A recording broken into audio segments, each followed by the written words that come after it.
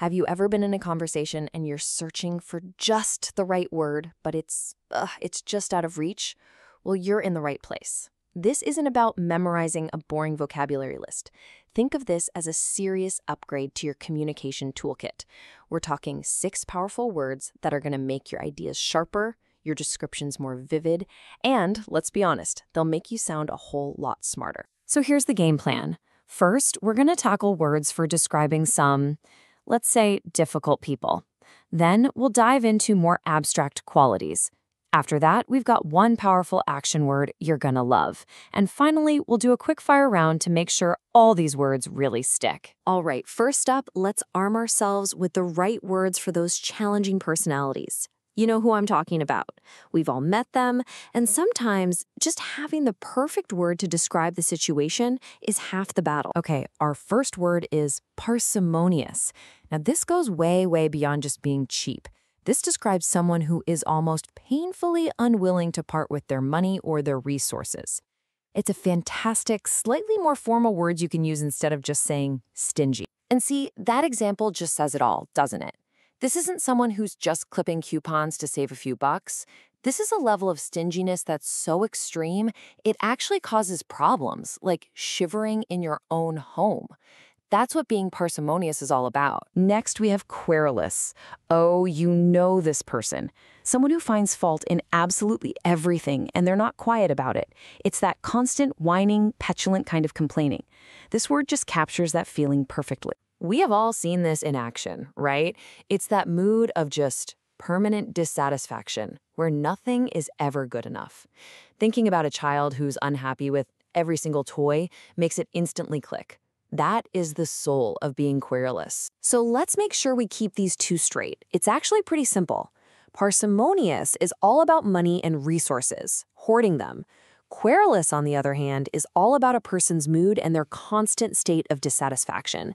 Two very different, very useful words. All right, moving on. We're going to shift gears now from describing people to describing more subtle, abstract things. You know, the kinds of qualities you might find in an argument, in a piece of writing, or even in someone's personality. Here's a great one, reticent. Now, it's really important not to mix this up with just being shy. Shyness usually comes from a place of fear or anxiety. Reticence. That's more of a deliberate choice. It's about being intentionally reserved, you know? Guarded. And this example is perfect. Someone can be totally outgoing and confident, but still be incredibly reticent when it comes to their private life. It's the ideal word for that person who always keeps their cards held very close to their chest. Ah, superfluous. I love this word.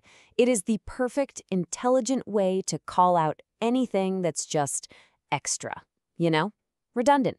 Pointless fluff. It's when you have way more than you need and all that excess stuff just gets in the way. Now this is clever because this slide actually shows you what superfluous means. Look at it. Points 1 and 2, great, solid. You need those. But then what happens? You get a long rambling story, a repeated main idea, another concluding thought. Points 3, 4, and 5 are completely superfluous. They're just clutter. Okay, our next word is tenuous. Think of something hanging by a single thin thread. That's tenuous. You use it to describe something that is incredibly fragile and just barely holding on.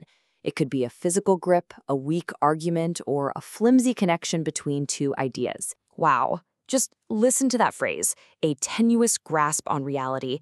It immediately paints this picture of such a delicate, fragile state. A connection so weak it could just snap. It's a word that is absolutely packed with meaning. Okay, so we've had 5 awesome adjectives, but this last word, this one is different. It's a heavyweight verb. It describes a really complex, important action that carries a ton of significance. And that word is venerate. Now, listen, this is not just your everyday respect. Not even close. To venerate someone or something is to hold it in the absolute highest esteem. It's about reverence, almost to the point of worship. It implies a deep, profound, and often traditional kind of honor. This is the perfect way to understand it. When we talk about venerating ancestors, we're not just saying we like them. It's a deep cultural practice of true reverence, treating them with an almost sacred level of honor. See the difference? It's powerful. Phew, we have covered some serious ground. Now, to make sure these 6 words actually move from the screen and into your working vocabulary, let's do a quick rapid-fire review to really lock them in. Ready? Let's go. Parsimonious, painfully stingy. Querulous, always whining. Reticent, purposefully private. Superfluous, unnecessary clutter.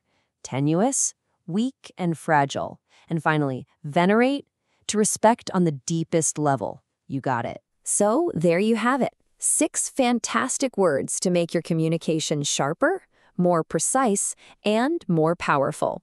The tools are yours now. The knowledge is yours. So the only real question is, which one are you going to use first? Go on, give one a try.